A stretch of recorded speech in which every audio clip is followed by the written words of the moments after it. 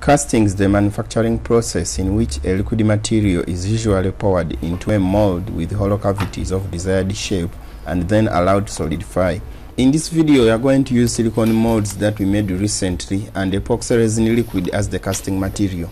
Epoxy liquid materials come packed in 2 parts, which you have to mix in the mass ratio of 1:1/2 in order for it to cure, harden and solidify.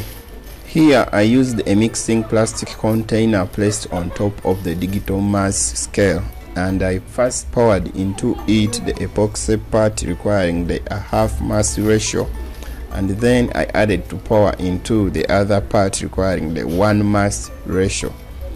Then I stirred thoroughly the mixture for the 2 epoxy parts to mix well. The process of stirring the epoxy mixture introduces air bubbles into it. These bubbles freeze into the epoxy when it cures and hardens. So to remove the bubbles, we use a degassing chamber that we made recently. You can check out on that video. A degassing chamber is just a system that lowers air pressure, hence creating a vacuum in its environment to accelerate the rising of bubbles from the liquid placed into the chamber. We placed our mixed epoxy in the degassing chamber with an electric suction pump to suck out the air, creating a vacuum inside it. Since our electric suction pump is weak, we replaced it with a manual hand vacuum pump that we also made recently. You can check out the video too on that. After some sufficient time of bubble removal from the liquid epoxy mixture while in the degassing chamber, the epoxy is then removed and then immediately poured into the cavities of the silicone molds. While pouring out the epoxy mixture into the silicone molds, take care and make sure that you don't pour to waste the epoxy outside the molds. You know, epoxy liquids are quite expensive, and as of today here in Uganda, a milligram of epoxy is sold at about 150 shillings. That's around $0.0405 US. Try leveling the epoxy in all the cavities of the silicone molds, making sure that all the corners are filled with epoxy. Try also to remove any bubbles that you spot around in the epoxy, maybe that were generated as a result of pouring the epoxy into the silicone molds. Now I had to color the remaining epoxy with a blue colored PVC paint that is normally used by drawing artists. This colored epoxy will be used to make our logo, which is naturally blue in color. I did this by adding a little PVC paint into the epoxy and then stirred well the mixture for uniformity.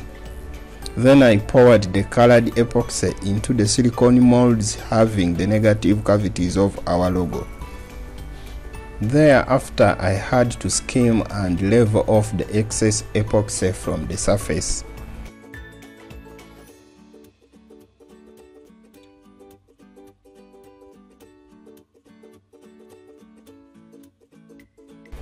Now, when finally all is done, the epoxy is left in the silicone molds to cure, dry and harden.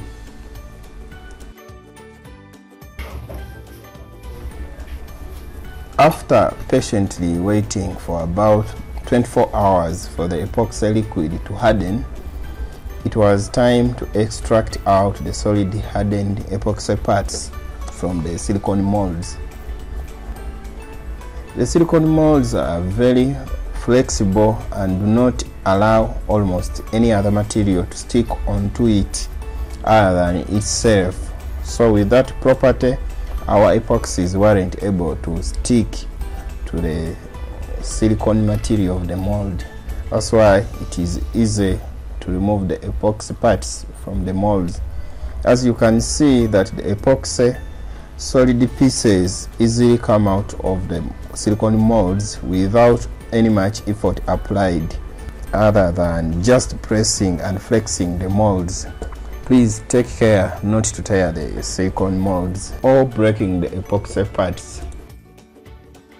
Now, after all the epoxy parts have been extracted out of the silicone molds, it's time to sand each part using a filer to remove any excess material past the epoxy part boundary. This will give the epoxy parts uniformity to resemble the original 3D printed masterpieces that were used to make the hollow cavities in the silicone molds. Please sand slowly and properly not to damage the epoxy parts. Now, after sanding every epoxy part and removing off the epoxy dust by washing off the parts and molds, it's time to see the clear view of the results. On the left are the silicone molds with hollow cavities. In the center are the white 3D printed parts that were used to make the hollow cavities in the silicone molds. On the right are the colorless and blue epoxy parts that have been extracted out of the hollow cavities of the silicone molds. Once again, thank you for watching this video from Bingy Inventions. Please like and share to your friends, and you can also subscribe to our YouTube channel to get more from us.